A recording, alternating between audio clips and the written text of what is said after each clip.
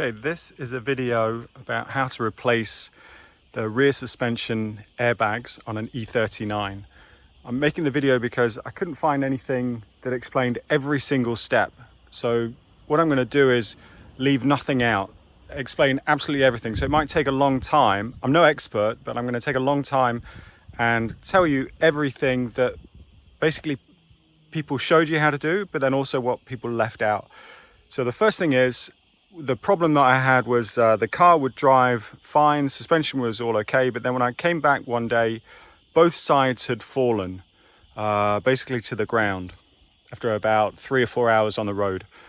So when I opened the door, both sides went up again. They seemed all right, but then when I drove out of the house, one side went down, and that was the other side to this, and basically it collapsed on the ground.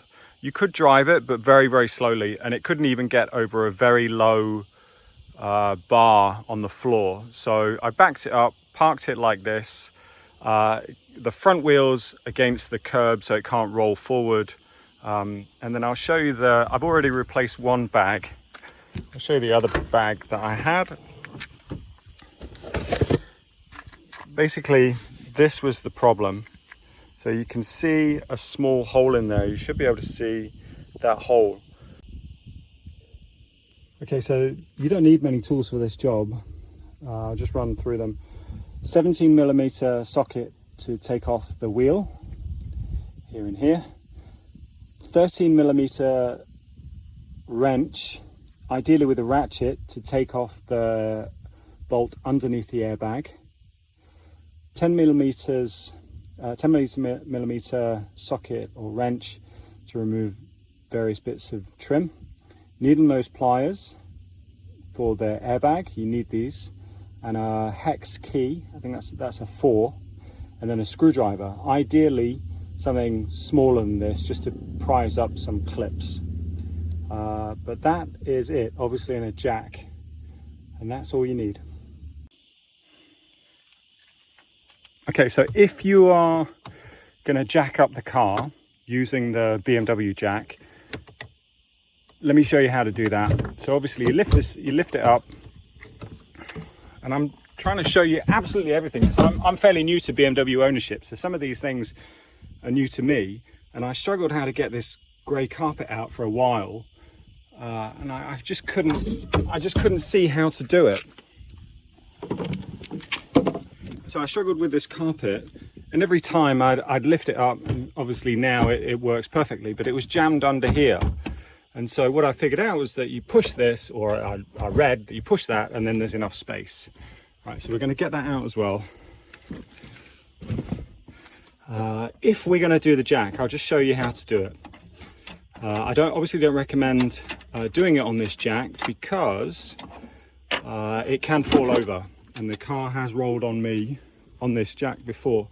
But if, let's say the side's dropped, you probably won't be able to get a normal jack underneath there, right? So what you can do is you can try under the diff, but again, you probably, if one side's fallen, you probably can't even get a jack under the diff.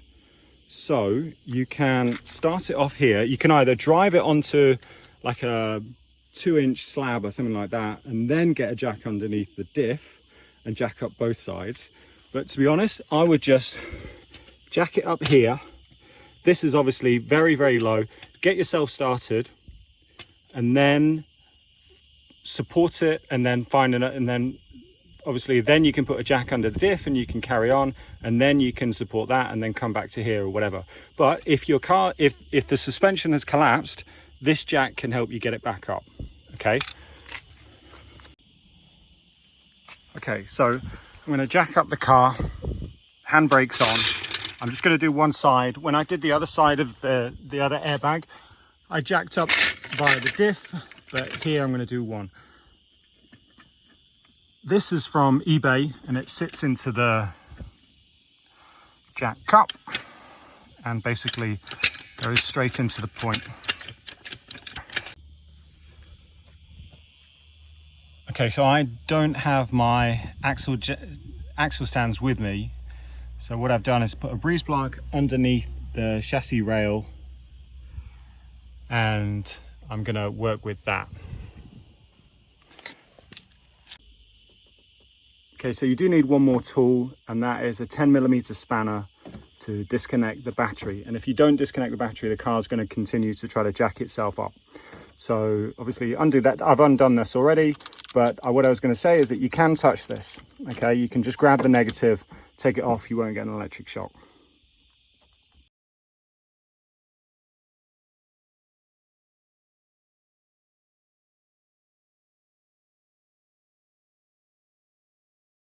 Okay, so right here, this is obviously the bag.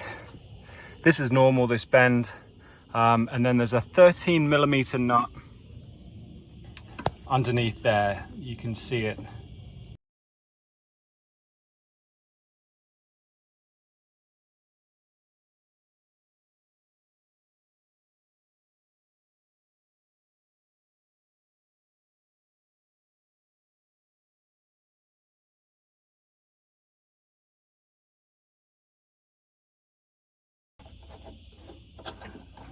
And also, I'm very nervous about having my hands underneath here because, okay, thank God, it came undone very easily.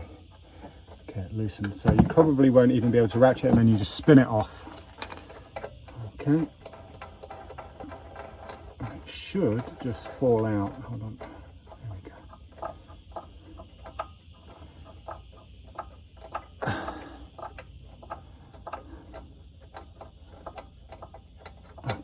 Right, and then that still is supported on the suspension arm, so it actually doesn't want to come out. I don't know why the suspension's not at full. It should be at full droop. Okay, so we'll come back to that. Haven't been able to get the nut out, but I think I know why. I'm going to come back to it. Okay, so now we've undone the nut at the bottom. We need to get to the top. So what you could do is you lower the seat. You need your hex key and your pick. And basically, I struggled with this for so long, and I had to Google it, and it's got a forum. How do you get this piece up? Okay. So the first thing is you need to undo this knot. Okay.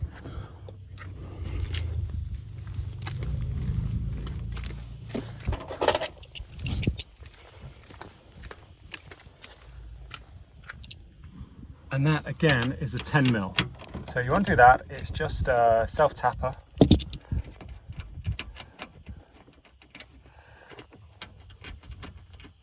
Okay, put that somewhere safe. Now this, if you try to lift it up, you'll see that these are held in by this clip. And if you open it, there's no obvious way to get at it, okay? And what people leave out sometimes is how to get this fucking thing open. And I struggled and swore and shouted and just could not do it. Right, so eventually I did find a tutorial. You get your pick, slide it underneath there. This one's already been out, so it came out very easily. But you slide it underneath here, or you slide it at the back. And basically what you're trying to do is encourage it to flip out, and then it can just be removed. You'll probably break it. And I only put these little bastards back to show you how to get them out again. But once this job's done, I might burn these fucking things because they are a pain in the arse. Right, there it is. Now, that's what you've got, and this is where you get your hex key, and you basically just undo these. And I don't know why people leave this out of tutorial videos. Okay, so the second one's out. This again gave me some resistance. So what happens is if you feel resistance on these when you undo them, move to the other one and then go back, because I don't know why, but it will free up. Okay, so then this comes out. Okay, and then it gives you access to the airbags are obviously underneath here. This blue line is an air line, goes to the compressor, which sits under the spare wheel, and this orange line comes to this side. Okay, right. So now what you have to do is loosen this nut that the blue line goes into. Okay, that's your air line. You're going to loosen that to let air out of the bag. Okay, and for this, you're going to use a 10mm spanner. You can use a pipe wrench. It probably is better to use a pipe wrench on a brass fitting, but it's fairly straightforward. I mean, it's not going to get rusty, so we're just going to use a 10mm spanner. You can hear the air coming out of that one. Okay, so the next thing that is difficult about this job is removing this clip. Okay, these two circlip, they're like circlips, and they hold on to the top of the bag. I'll show you in a sec. Okay, this is where you're going to need your needle nose pliers, and this is the scariest part of the job. Okay, so this clip, around here there's a clip, and you need to get the needle nose pliers and squeeze these together very slightly, only very slightly, and it releases a mechanism inside, and then you can pull this off. So what you do is press these very gently and pull this up at the same time, and it should just come straight off with no resistance whatsoever. So okay, so if you break this tab, it's going to be painful, okay, because you have to buy a new one. So we just press very tight, very slightly,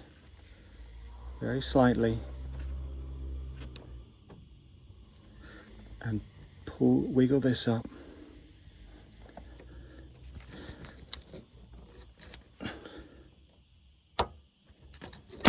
There we go.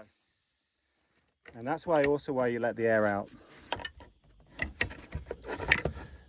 Okay. Okay, so to get this circlip off, and again, this was something that people didn't show me, or I couldn't find it on a video. It's not their fault, but I couldn't find it on a video. And I struggled with it for about half an hour, and I had to go to the forum and whatever. It's fairly straightforward. Right, so what you do is have a better screwdriver than this to start with. A lot of my tools are still in transit, so I can't. So you lift this up. You lift this up. I'm not actually sure why you'd have to lift this up. But what you're going to do is get this. You're going to get it. Basically will slide off this way. Okay. So you first of all need to spin it round to the point where where it can slide off like that. Okay, and then what you're going to do is, you see at the moment you can't, because this piece of metal here is going to interfere. So you're going to need to get that up. Okay, so you just flip that up like that, and then this comes off. It's so easy when you know how, but it was such a fucking pain when you don't. But you can see now this flaps around.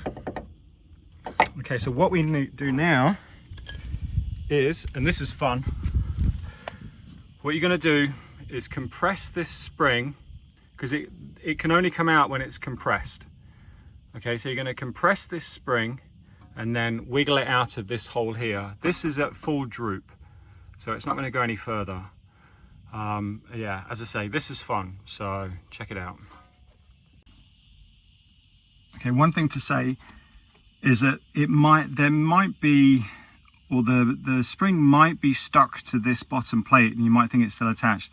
It's not. Just give it a push underneath, he says. I just did it. Yeah, I had to give mine a push, and then it basically flipped out a little bit, and I think now we might be able to wiggle it out. Again, I wouldn't, don't worry too much about this one because it's being replaced. Okay, so the old BMW bag is on the right, the new Ridex bag is on the left. I bought these from Autodoc in Europe. I can't remember how much they were. I think they're only about 50 or 60 US each, maybe a bit more. Ridex was one of the cheapest manufacturers. but I'm gonna go with them anyway. I mean, if they break, they're not expensive, and it's very easy to replace. So you can see that they are different sizes, but it is the same bag. At the bottom here, you can see where the nut goes in. Again, it's just a press. It's all round plastic. That's why you don't want to over tighten that. This lump here allows you to locate it in the cup on the chassis, on the suspension arm. And then also they're helpfully labeled. This one's R. I don't know if this has it. It doesn't have it around here. But you notice this one comes with a paper gasket on the top, and this one doesn't. I thought about switching them over. I decided not to in the end. These will only go in one way, because you can see these tabs that stick out basically are handed. So the clips go over the two big ones here. There's no clip over this one, and so you can't put them in the wrong way.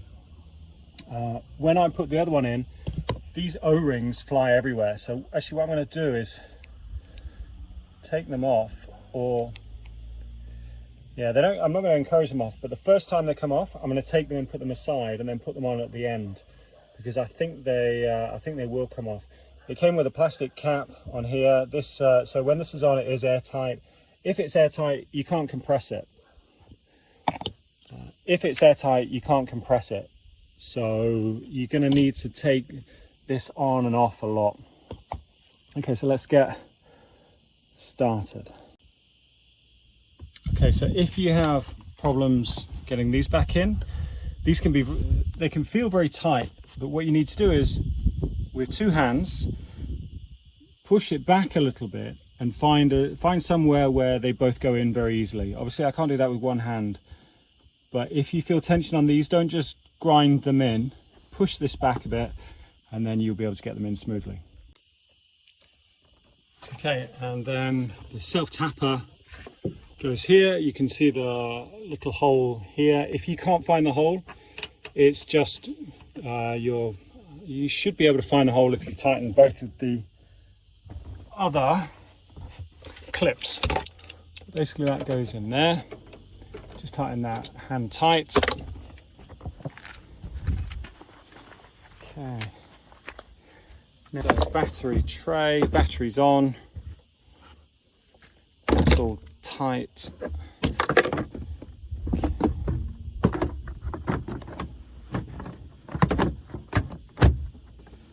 Right, that's that. Okay, this goes on top of there. Right, so wheel wrench will go back in a minute. And then this obviously just slides on. Okay.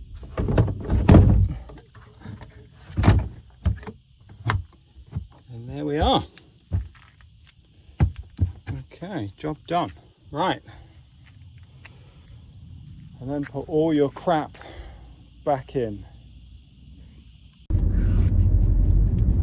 Okay, so now just taking a quick test drive to see if it's made any difference. I don't think it has. The squishing over the bumps is still there. The ride quality is the same, which is good. Not amazing, but good. And but at least the car now doesn't fall down. There's no warning light on the dash. Obviously when the suspension collapsed, there was a warning light.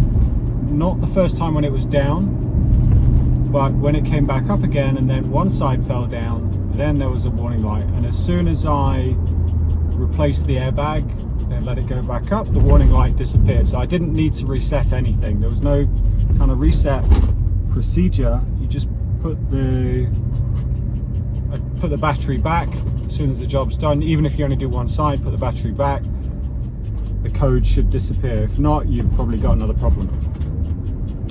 Yeah, so that is the job. Probably takes, I'd say, an hour each side the first time you do it. If it took me about 2 hours to do the first one. incredibly frustrating. New things that I'd never seen before, like clips, and not sure how to access things. Yeah, so it took a long time.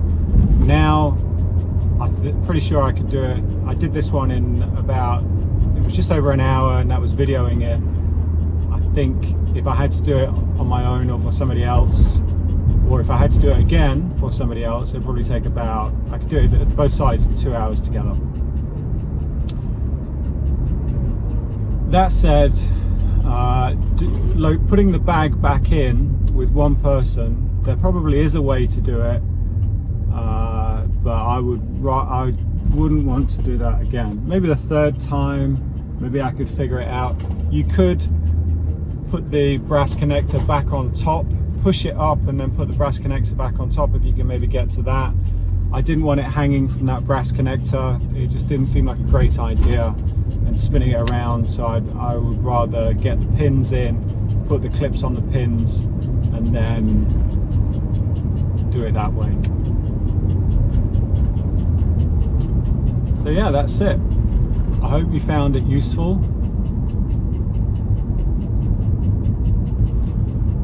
One thing I'll say is that I bought the bags. When I bought this car 2 years ago, I read up about the common problems, and I read that the bags could be an issue. So I actually bought the bags preemptively about a year, as I say, when I got this car about 2 years ago. The car was stored for a year. I've driven it around for about 2 months now, and the bag failed.